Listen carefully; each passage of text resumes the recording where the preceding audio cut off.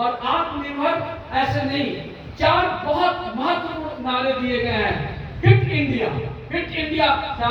Madam ने योगा कराया, नम्रता madam को भी मैं बहुत धन्यवाद दूंगा।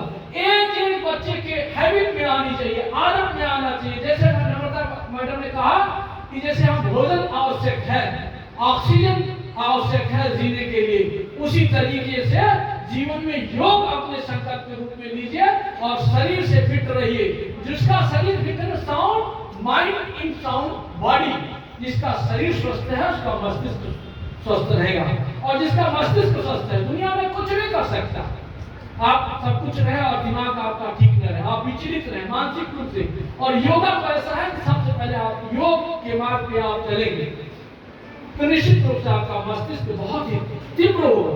स्वामी विवेकानंद जी को आप लोगों ने सुना, एक किताब पढ़ते थे। आप लोगों को ये दुख होता होगा कि किताब हम पढ़ते हैं भूल जाते हैं। स्वामी विवेकानंद जी किताब पढ़ते थे तो पृष्ठ संख्या सहित याद हो जाता था, एक बार में बन जाता। क्यों? 8 वर्ष की उम्र से योगा करना उनकी मां ने उनको सिखाया था। आपको मैं कितनी भी तारीफ करूं, मैं मैडम का, नीतू मैडम का, नीति मैडम का, ममता और सारी शिक्षकों का जितनी भी तारीफ करूं, सबसे पहले मैं इसका मैं बहुत बड़ा अनुयायी हूँ, भक्त हूँ योग का।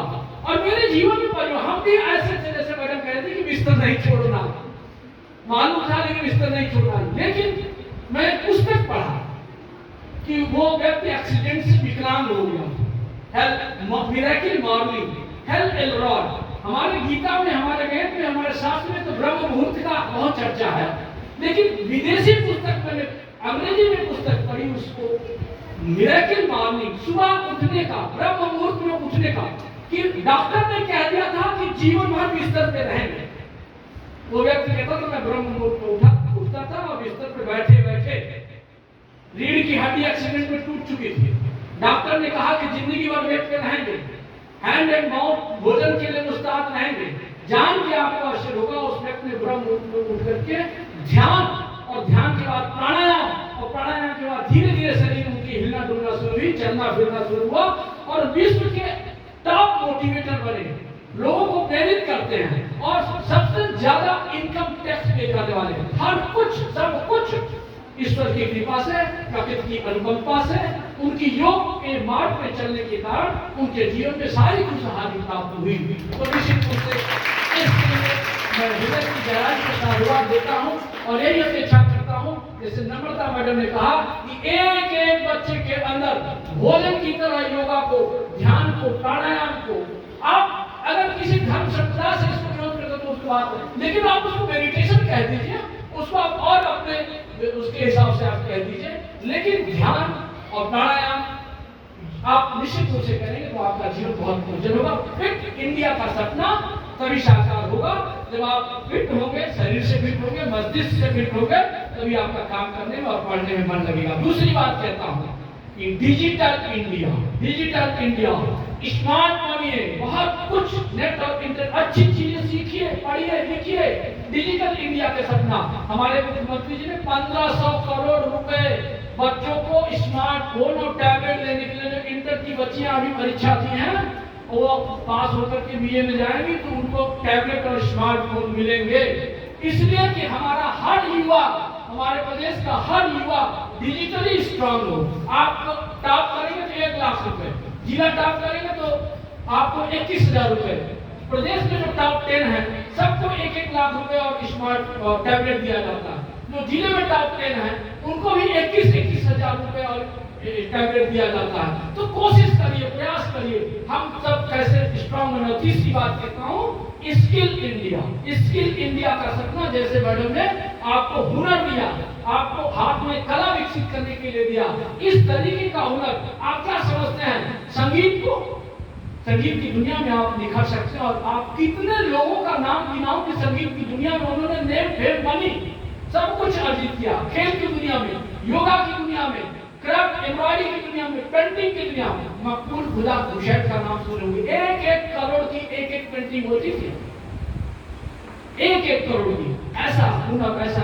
लेकिन उस विषय में, जैसे अभी मैं पेंटिंग आप लोगों का देख रहा था, निश्चित रूप से बच्चियों में प्रतिभा है कि अपने पेंटिंग को, अपनी हॉबी को अपना पैशन बनाकर, अपना फैशन, अपने फैशन को अपने पैशन बना करके अपने रोजगार का अपने घर बैठे कर सकते हैं। घर में बैठ के पेंटिंग में, बढ़िया पेंटिंग मार्केट में दुकान में संपर्क करके करिए।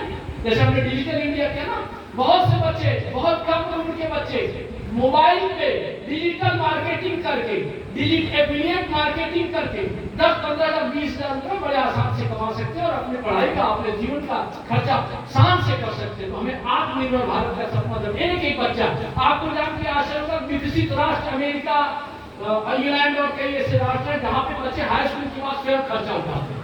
हाई स्कूल के बाद वो बच्चे स्वयं अपना खर्चा उठाते हैं। चाहे करोड़पति बाप का बेटा हो या बेटी हो, वो अपना खर्चा स्वयं पार्ट टाइम काम करते हैं। पढ़ाई करेंगे, पार्ट टाइम काम करेंगे।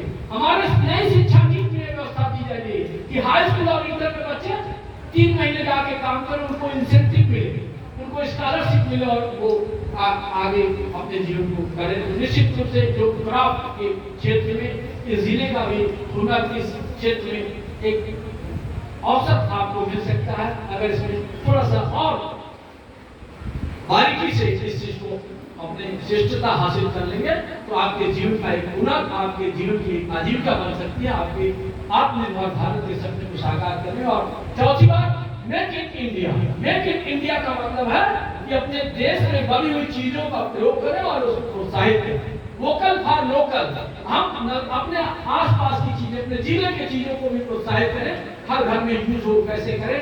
इन्हीं शब्दों के साथ, इन्हीं सपनों के साथ हमारे राष्ट्रपति महोदय कहते हैं, मुझे बहुत अच्छा लगा, मैं रीतू मैडम, प्रीति मैडम से, उन्होंने कहा कि अगर भारत देश को विश्व का महाशक्ति बनाना है तो विद्यालयों को आगे आना पड़ेगा। विद्यालयों का आगे इसलिए आना पड़ेगा कि विद्यालय ही बच्चों को दिशा और निर्देशन देते हैं, बच्चे को एक गाइडेंस देते हैं कि जाना कहाँ है, एक सपना देते हैं, एक सोच देते हैं। तो निश्चित रूप से हम विद्यालय के लोग मिलजुल करके, दूसरी चीज कहा कि हम युवाओं के लिए, उन्होंने कहा कि देश के युवा एंटरप्रेन्योर माइंडसेट बने। एंटरप्रेन्योर माइंडसेट का मतलब होता है कि स्वरोजगार, रोजगार, छोटे बड़े रोजगार से जुड़े, नौकरी के पीछे नहीं, एक प्रकार नौकरी करके पेट भर लेना जीवन का उद्देश्य नहीं होना चाहिए, बड़ा उद्देश्य होना चाहिए, बड़ी सोच होनी चाहिए। 3 शब्दों के साथ कि वसुधैव कुटुंबकम, पूरा विश्व एक परिवार है। पूरे विश्व इस सोच के साथ, इस मानसिकता के साथ हम एक सूत्र देते हैं, शायद पहले भी हम वार्ता की, TFAR, thought, feeling, action, result. अगर आपकी थॉट अच्छी है, आपकी सोच बड़ी है, आपका विजन बड़ा है, तो निश्चित रूप से आपके जीवन, जैसे बाहर की दुनिया होती है ना, वैसे हर व्यक्ति की अंदर की दुनिया होती है। अंदर की दुनिया में अगर आपका अच्छा चलना है, आपके अंदर आपकी सोच, आपकी मानसिकता, आपकी भावनाएं, आपकी फीलिंग अच्छी है, तो निश्चित रूप से ऑटोमेटिक वो घटनाएं, प्रकृति और सूक्ष्म शक्तियां भी आपका सहयोग करती हैं और आप चीज को प्राप्त कर सकते हैं। तो आप अपना थॉट, अपनी सोच अपनी बहुत बड़ी रखिए, फीलिंग, अपनी भावनाएं बहुत पवित्र और अच्छा रखिए, एक्शन भी लीजिए। अगर आप चाहते हैं कि हम IAS बने, हम कैरियर काउंसलिंग इस विद्यालय में हुआ था, आप लोगों ने चाहा था, कैरियर काउंसलिंग में बहुत लोगों बच्चों ने बहुत इंटरेस्ट लिया था, तो IAS बने, PCS बने, उस चीज को आपके अंदर, और उसमें आपको एक्शन लेना होगा, प्लान बनाना होगा, कितने घंटे पढ़ना है, कैसे पढ़ना है, क्यों पढ़ना है, क्या पढ़ना है, तो निश्चित रूप से आप लोग सफलता हासिल करेंगे। मैं ज्यादा कुछ नहीं कहते हुए कि निश्चित रूप से हर चीज का यहाँ, अभी मैं योगा भी देखूंगा 2-4 मिनट मैडम लोगों का, जिन बच्चों के अंदर योगा करके उनको फिजिकली फिट, उनको भी महसूस हो रहा होगा। 7 दिन की कैंप में, 7 दिन के कैंप में ही अंदर से उनको फीलिंग महसूस हुई कि आई एम फिट,